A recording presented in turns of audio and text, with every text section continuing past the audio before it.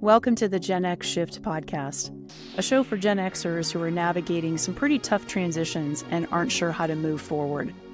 I'm your host, Michelle Walter, proud Gen Xer, former lawyer turned entrepreneur, huge Jason Momoa fan, and margarita snob. And I've navigated a lot of transitions in my life, from losing my mom suddenly to a heart attack to starting my own business. But I often did it all on my own because I was too stubborn to ask for help. Now I'm on a mission to give actionable strategies to other Gen Xers so that they can find the confidence, courage, and clarity they need to make a shift. So let's rock and roll. Hey Gen Xers, welcome back to the month-long one-year anniversary celebration of the Gen X Shift.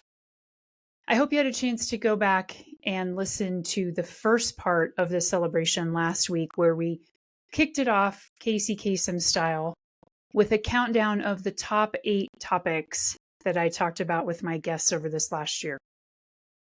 This week, we're going to move on to topics 6 and 5. I keep screwing that up. I get it wrong in my head.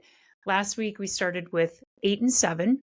8 was your health. Let's get physical.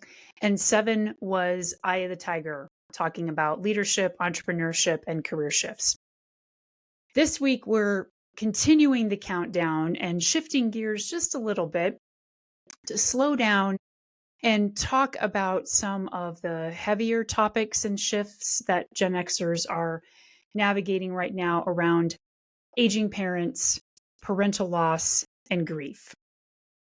But before we get to that, I want to thank each and every one of you who's reached out to wish the Gen X Shift a happy birthday and leave comments or send me emails. It really means a lot to me that you've taken time to listen and to like, review, and share the podcast and send me an email. So to help contribute to the birthday celebration, remember to keep sharing your comments wherever you're listening. Send me an email at podcast@lifefromthesummit.com. And I'm going to take all of those comments and the comments I've gotten over the last year, put them in a huge birthday card at the end of the month that I'm going to share with everybody on social media and through email.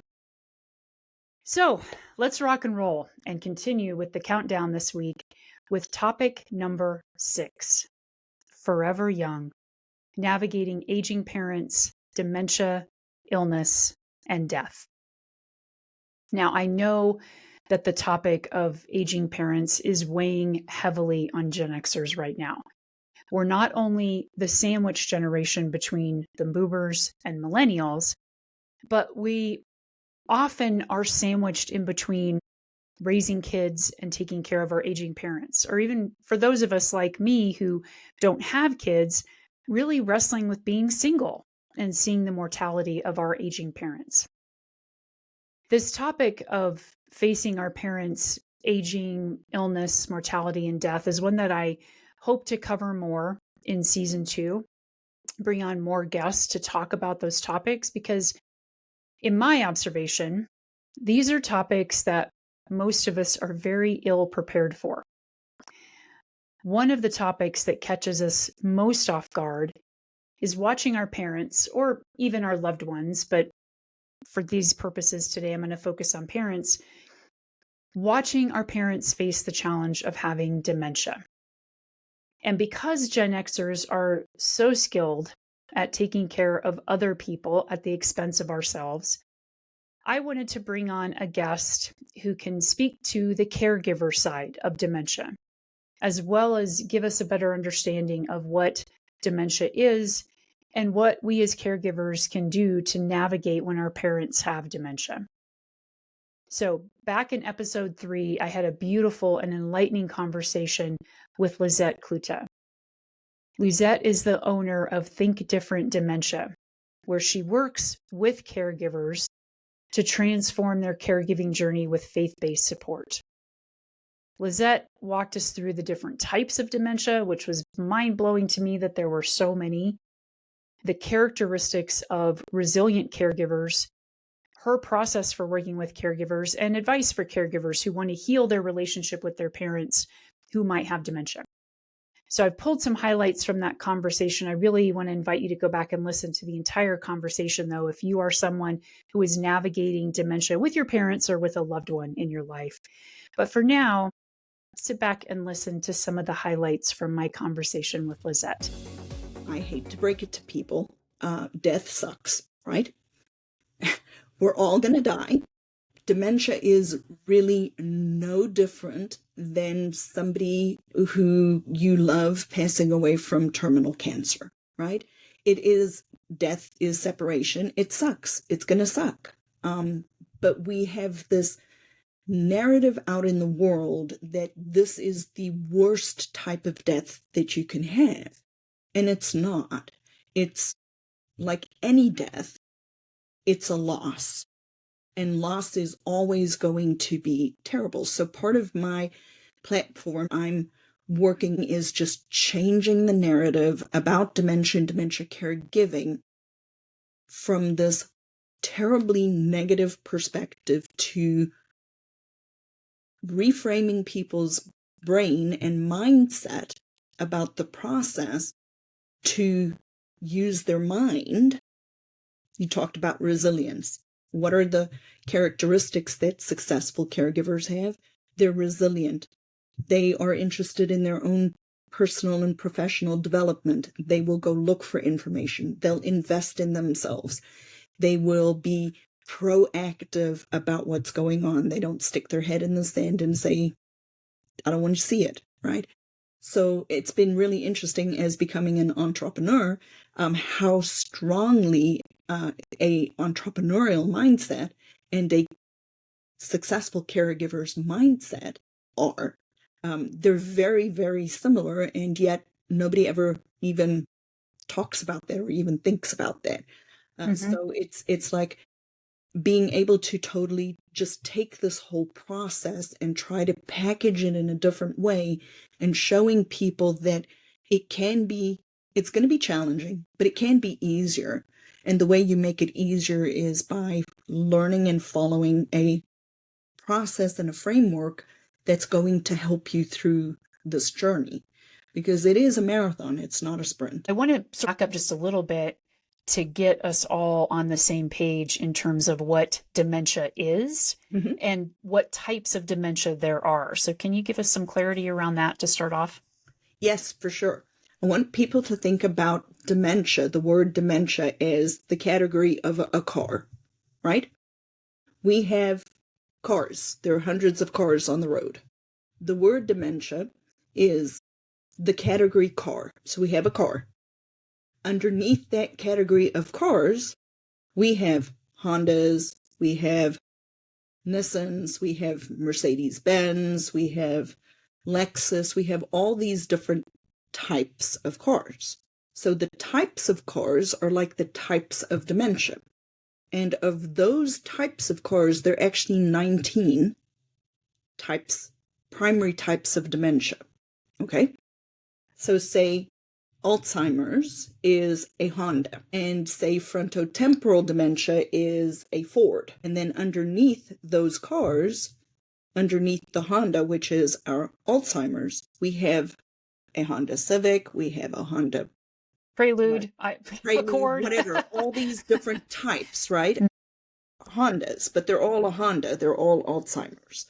Underneath the frontotemporal dementia, which I forgot what kind of car, a Ford. We have a Ford Focus, we have a Ford Explorer, we have all these different types. So if people think about dementia, the word dementia just is the category.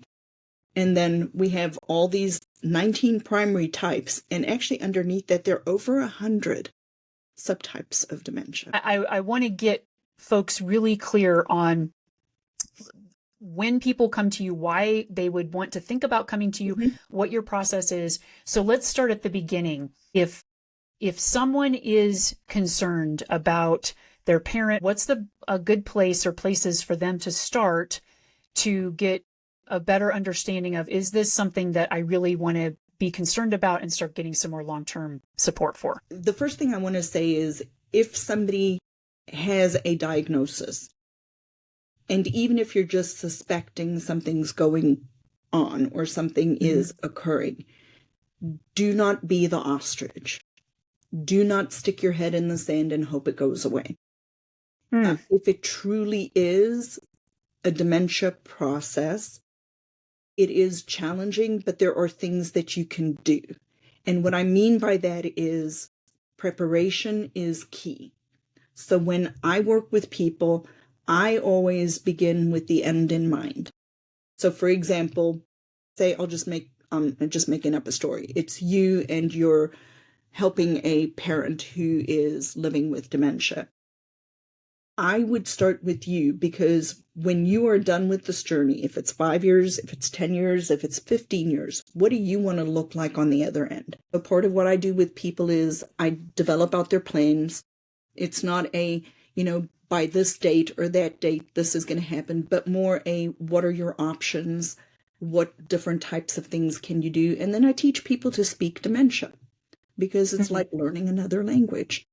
And if you don't know how to speak dementia, then we inadvertently, as the caregivers around them, are actually making it worse for ourselves.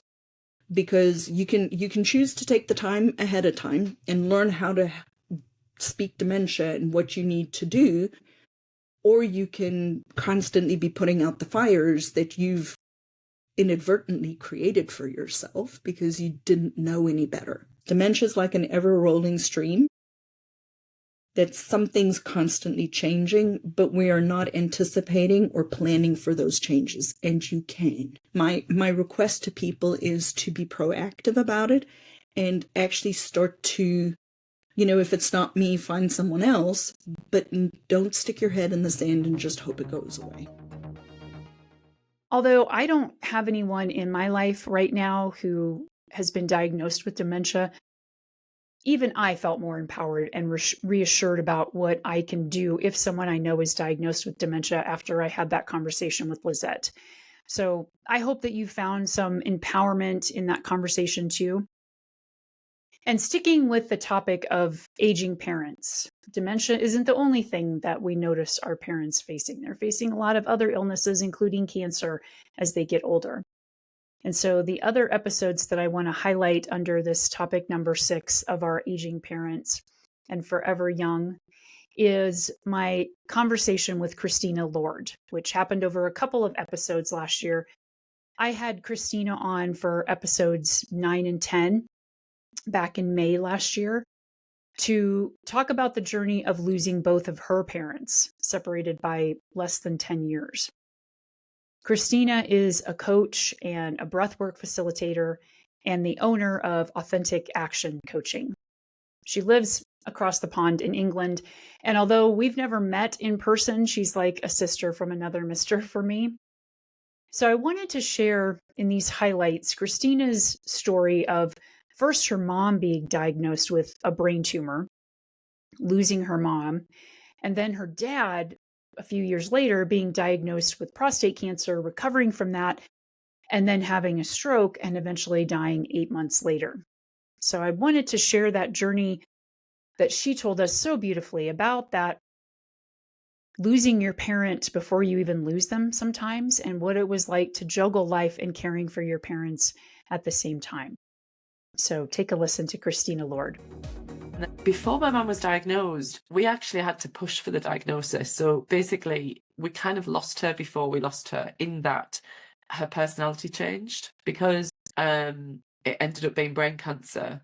We thought it was depression because she just stopped eating, she stopped responding, she was aggravated, and she had suffered from depression years previous. So we just thought, well, it's that. But she went downhill very, very quickly. So much so that the doctors actually sectioned her at one point. So she was in a mental institution, essentially, which was absolutely heart-wrenching to see her in that space. And then for the next 4 months, I would work long hours during the week. And at the weekends, I would drive the 2.5, 3 hours up to relieve my sister. And go and see my mum in hospital. Like I say, we lost her before we lost her because she never really regained the woman she was. She went very childlike, the way that the tumor was pressing on parts of the brain. When they gave her steroids, it kind of eased the pressure, the swelling. So then she would come more compos mentis. But then obviously they couldn't keep her on that medication, so they would dial it back down again, and she would hallucinate, she would be cranky. It was very difficult to see her in that state, and for us to not know at that point whether she was going to survive this. So we were all clinging on to the fact that, well, people do live with brain tumors, it's a thing. And I think we clung on to that, looking back, probably a little bit too much, to be honest.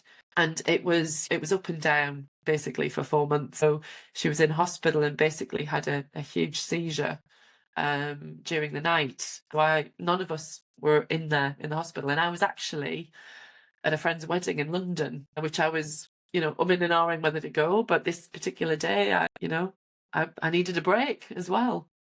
So I was in London when I got the call. It was before the wedding had happened. So I had to drop everything, get an emergency ticket, and come back up to be with my dad. I had to phone my sister and tell her that Mum had gone, which was really, really difficult.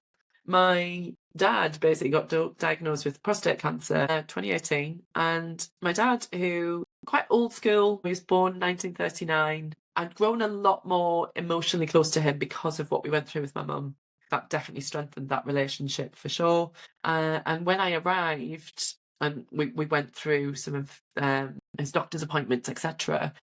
Obviously, having lost his partner, his wife, to cancer, albeit a different kind of cancer, when he got the diagnosis of prostate cancer, he turned around to me and said, "Christina, do you think you could maybe put your life on hold? Because I can't do this on my own." And what do you say when your parent says that to you? That was just before COVID. So I was like, absolutely, Dad, we're going to get you through the treatment. So he started radiotherapy, took him there. I felt very blessed, actually, that I was able to be there for him. We got him through the treatment, and it was harrowing. It was hard, and it took it out of him. It definitely did. But he was getting older, and when obviously you get older, his memory was starting to not be great. And I'd already started to talk to him about moving out of the family home. So I'd already planted the seed that, look, he'd already exhibited mental health issues of loneliness. And so I'd already started the conversation about, look, maybe it would be best if we actually found you somewhere where there's a community and you can actually have some support.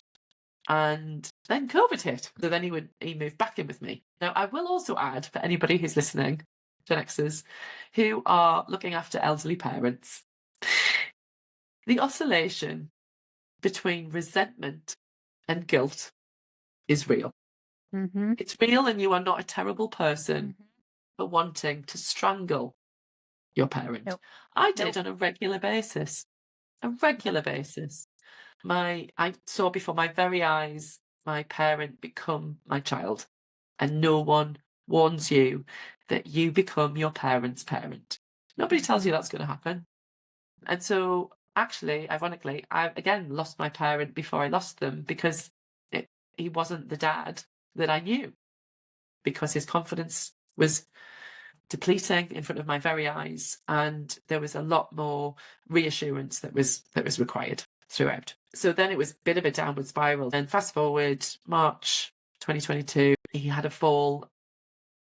The ambulance, the paramedics were amazing, scooped him up, got him to the hospital. So he was in and out, he was hallucinating. It was all shades of strange and weird. And then 10 days into his stay, he had a stroke. And so the remaining 8 months were up, down, every day. Christina's journey of losing both her parents and navigating the caregiving issues around it sets us up for the next topic in the countdown. Coming in at number 5 is Tears in Heaven, Losing Parents and Navigating Grief. Back in episode 8, I shared the journey of losing my mom suddenly from a heart attack when she was just 58. And I took the month of May last year to explore the topics of parental loss with Christina and how Gen Xers do, or most likely don't, deal with grief at all or well. Christina had such powerful wisdom to share around her grief journey. So I'm going to play some longer highlights mashed together from episodes 9 and 10 in the hope that if you've lost a parent or even a loved one or friend or a pet, that you can see yourself in Christina's story, maybe get curious about how we tuck grief away in the false hope that it'll just go away all by itself somehow, magically. And the faith that we can actually heal through our grief. So let's start with understanding from Christina what grief looks like. And when I look back over those 4 years from when that happened with my mum and then everything else that happened after that, it then became clear that it was a build-up, it was an aftermath of unhealed grief. So it kind of culminated in this kind of 4-year peak where let's just say the universe sent me a signal I couldn't ignore. I'd been ignoring very successfully these signals that I use the analogy of the movie, the rom-coms where the guy's on the street and the girl's in the, upstairs room and the guy's trying to get the attention by throwing the pebbles on the window to get the attention. And she's like, I feel like that happened maybe for a good 3 years. I'm like, what's that tapping noise? And then the tapping turned into bangs, and then the bangs turned into a broken window. And then the culmination of that, basically, the pebble turned into a boulder that landed square in my living room, where life or the universe, however you want to put it, it sent me something that I couldn't ignore because I had been successfully ignoring it for some time. I handed this blueprint of I'll be happy when, and it's get your education, meet somebody, get a job, climb the ladder, get a house, get a car, get a pet, and you have children, and da da da da da. And it's all these I'll be happy when checklist boxes. And I checked most of them, a lot of them. And I remember a series of things where I just thought, is this it?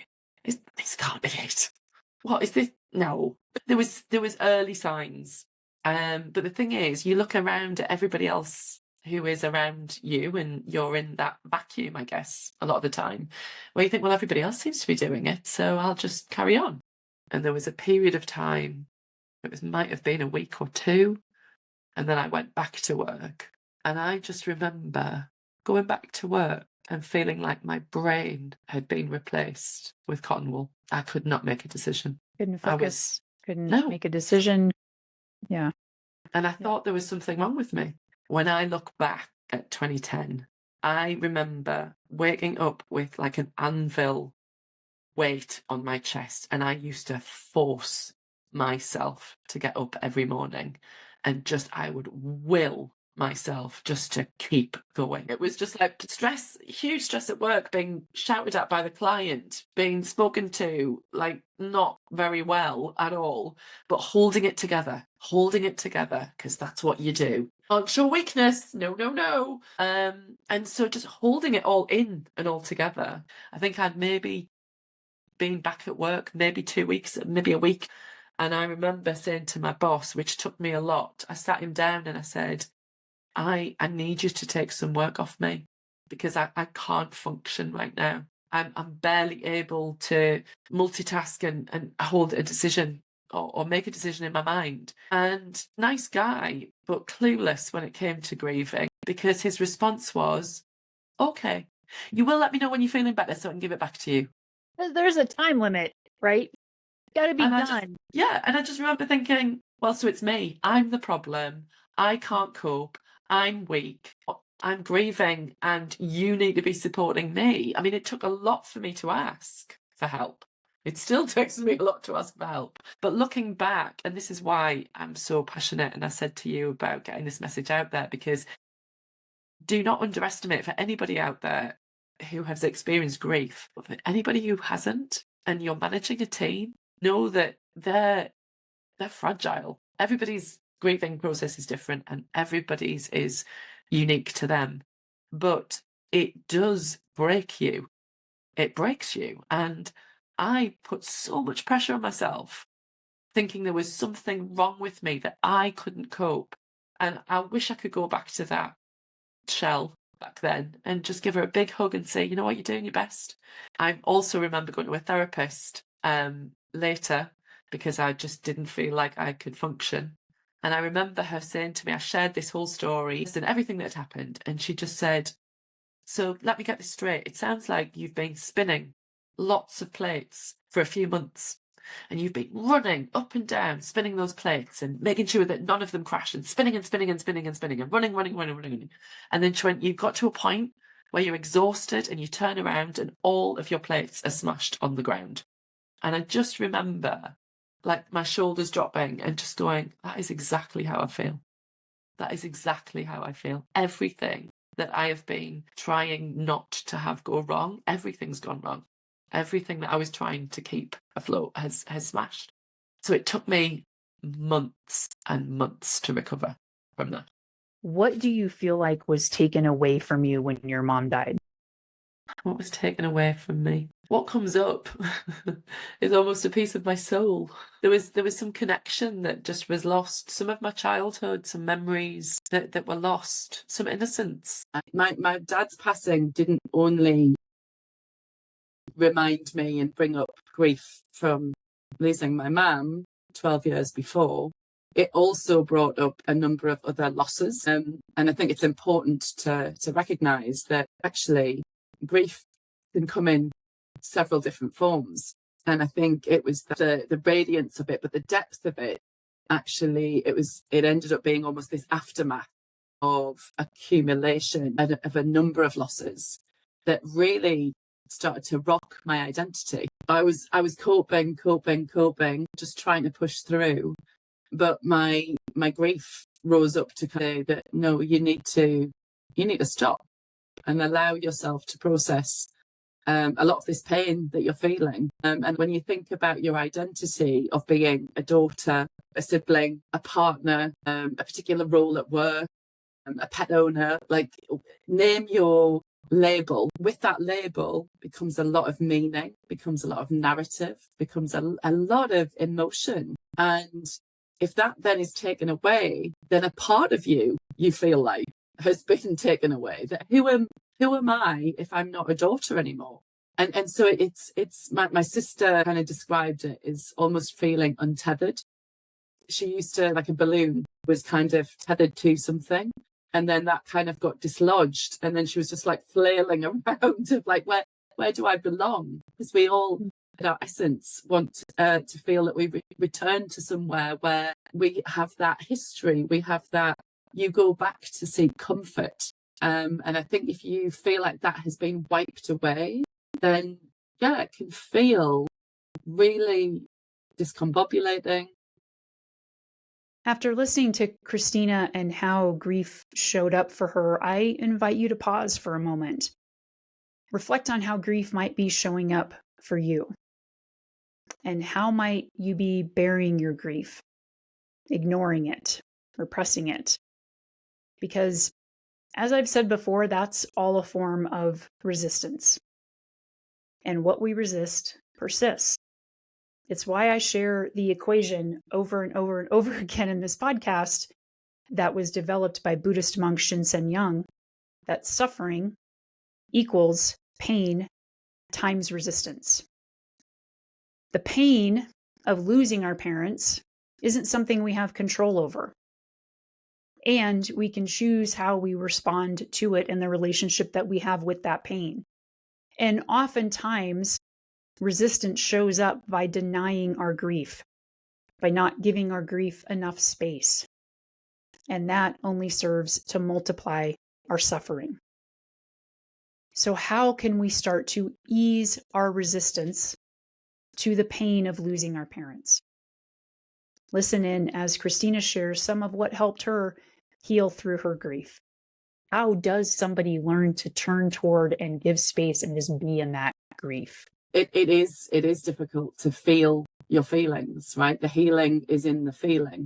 And I think GenXers of our generation, we have been taught to, like we've mentioned before, to just keep being busy and to distract yourself or numb yourself because it's just too painful. And I think there's a lot of fear around feeling like grief is going to swallow you whole.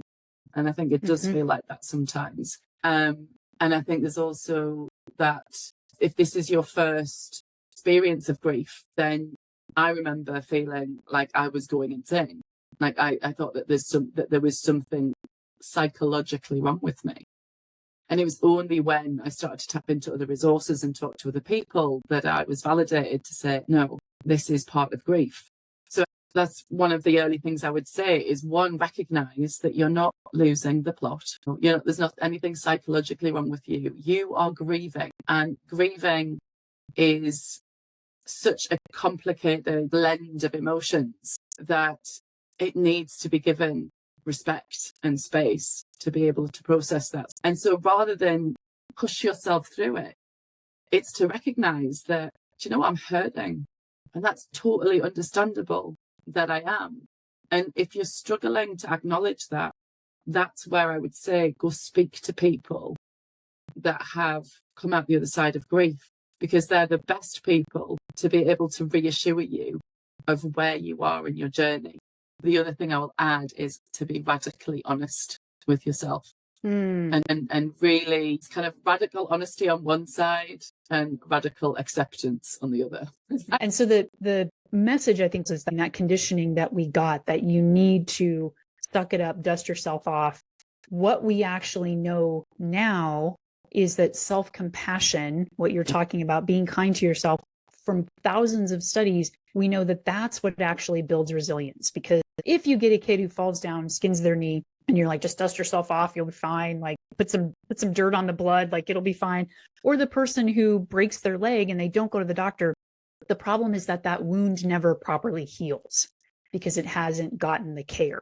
So there's absolutely nothing wrong with tending to that wound so that it can actually heal, because otherwise you're going to be hobbling around with a janky leg that you never got set properly because you were too tough to go to the doctor. We have to recognize the role that trauma plays in preventing us from wanting to turn to our grief. So there's kind of this cyclic, toxic concoction that's going on.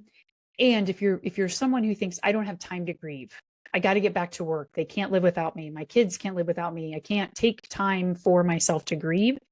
In my mind, that's like taking a blanket and cutting one end off of it and sewing it on the other end, thinking that you're making it longer. Not taking that time is going to catch up with you at the end. And yeah, it's that saying, if you don't take time for your health, then you better make time for your illness. What was different about you this time, moving through the grieving process with your dad, than when you moved through it with your mom? So I think the similarities were coping, because you just have to cope. Especially when it's on you, you just have to cope. However, I was a lot more in tune with my needs. So if I needed to stop, I'd stop and I would ask for help. That was the stark difference. Last summer, I was the lowest I've possibly ever been in my life ever.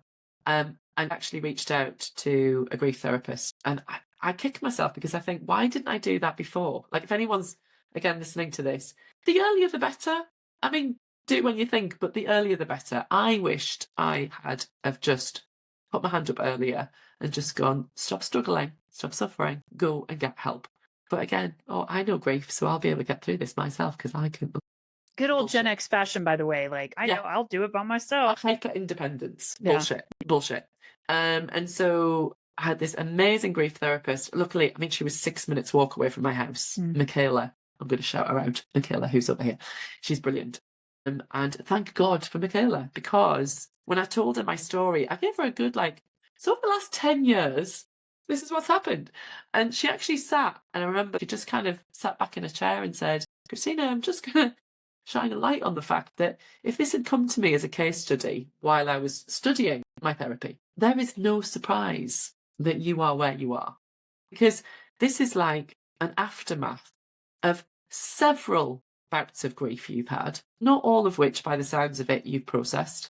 So they've added one on top of the other, and now they're all having this huge party in here. That's like Club MTV with the grief. TV. It was all up in here, and so I had to surrender. I had to just give over to my grief and go, white flag. It's like in the body, an emotion more than it is logical. It's just not logical. It's illogical. You don't think your No. way into surrender. No, you fail your way into surrender. Yeah. You definitely do. Yeah. And what has surrendering done for you? So I have another phrase that I call diving for light. And diving for light for me has been, you think it's the end, but it's not.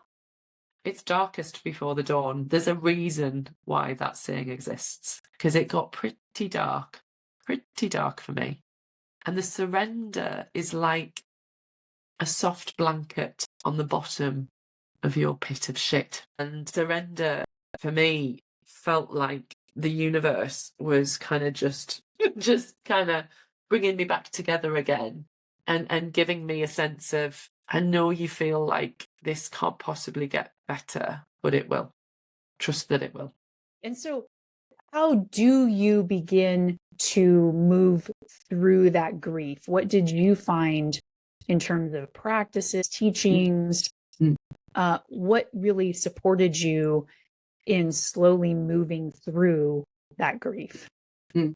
I listen to a lot of podcasts, and so I actually listen to a lot of results around just other people's experience of grief. I surrendered, I guess, and then in terms of those beginning stages of healing, it's really being super clear on your needs. Like, what are it's Maslow's hierarchy of needs, right? It's what are the basic? It almost like it brings it right back down to the level of, am I getting enough sleep?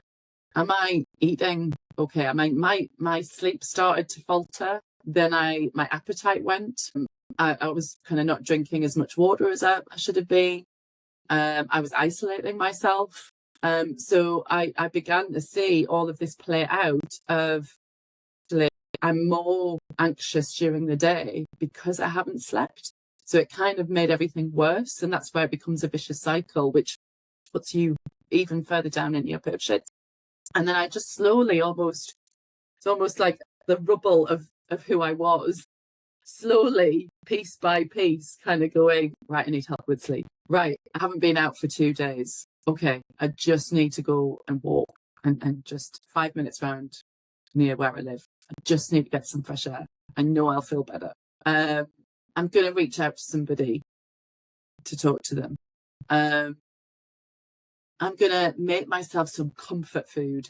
What would you like to say now, knowing what you know about grief, to that younger Christina about her grief at the time? I would sit her down and I would just hold her and say, what you're going through is really hard and you're not meant to battle it. You need to stop. The world and work and packaging that people put in the bin at the end of the day, in the trash, in the grand scheme of things, other people will cope without you there. Stop being a shero. Stop thinking that you're indispensable, because you're not. And do the thing where you prioritise your parents' life, end of life. And do not shortchange that. It's not worth it. It's just not worth it. And finally, I want to round out topic 5 by giving us some message of faith and sharing what life can look like for us when we actually heal through our grief. When we, as Christina says, dive toward the light. So listen in as Christina leaves us with some empowering messages of faith by healing through our grief. I want to know now, looking back in hindsight, what do you think your mom passing away gave you? I think this is the irony. I call grief now, it's both beautiful and brutal, or beautifully brutal, or brutally beautiful. Yeah, give me goosebumps. Whichever way you want to go, because what grief does, it's polarizing, and it reminds you that things can change that are outside of your control, and it also brings everything into sharp focus of what matters and what does not matter. And so I think what it taught me was life is so fragile, so much more fragile than we think it is. I think ultimately what it did, it broke me open. And I think that actually was the beginning of my self-discovery, my inner work, my spiritual journey. And so it gave me clarity around how precious life is. Now, it's difficult to put it into words, isn't it? But I think when you are coming out the other end of it, that actually it teaches you so much about life. Death teaches you so much about life that you end up viewing life in a whole different way. Mm-hmm. And so it does end up being a gift, hard as it is to believe when you're going through it. I hope that these highlights of my conversations with Lizette and Christina have allowed you to find a little bit of empowerment if you are a caregiver of an aging parent, so that you can know that you don't have to completely lose yourself in that process. And then if you have lost a parent, that it's possible to turn toward your grief, to acknowledge it, and to heal through it. So that maybe on the other side of it, you can start to remember how precious life is and how precious our time is with our loved ones. That's it for this week's Countdown celebration. Again, please leave your comments wherever you're listening. I'll not only include them in the birthday card at the end of this month, but it also helps the podcast get bumped up in the algorithms so that more people can find out about it and listen to it, share this GenX journey with others. Remember to come back next week as we continue the countdown with topics 4 and 3, right? And then the final week is 2 and 1. I don't know why I can't keep that counting straight in my head. I think because it's backwards. Next week, topics 4 and 3. So come back next week. And in the meantime, stay gold, Gen Xers.